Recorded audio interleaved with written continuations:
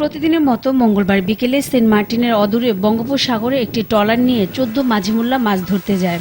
এক পর্যায়ে সাগরে মাছ ধরতে গেলে জেলেদের উপর অতর্কিত গুলিবর্ষণ করে মিয়ানমার নৌবাহিনী। এতে ৪ জন গুলিবিদ্ধ সহ ৬ জেলে আহত হয়।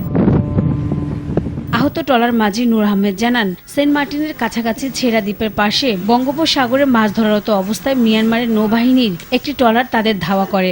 এক পর্যায়ে মিয়ানমার নৌবাহিনীর আরও একটি ট্রলার তাদের কাছাকাছি এসে গুলিবর্ষণ করে। বাংলাদেশের শিশুদের নড়ারা সেন্ট মার্টিন ফিরাই আমার মেশিন দুয়া সুরবুট ডান গুলি মারা শুরু জিহানা যেত নথিয়াস অত্যাচারে বর্মা নেবি দিয়ে মার ভুলি দত হয় তা আছে তারা নেবির ভুঙ্গুজি আমরা চলে আসি। আহত সহ অন্যান্যদের উদ্ধার করে সেন্ট মার্টিন কোস্টগার্ড। আহতরা বর্তমান কক্সবাজার জেলা সদর হাসপাতালে চিকিৎসাধীন রয়েছে। 2 জন রোগীর অবস্থা আশঙ্কাজনক আর কি, যেগুলো গুলিবিদ্ধ বুকে লাগছে, বুকে আর বাকিগুলোর ভিতরে পায়ের আঘাত একটু খারাপ অবস্থা আছে। সম্প্রতি নাফ নদী থেকে 10 বাংলাদেশি জেলেকে অপহরণ করেছিল মিয়ানমার সীমান্তরক্ষী বাহিনী বিজিপি।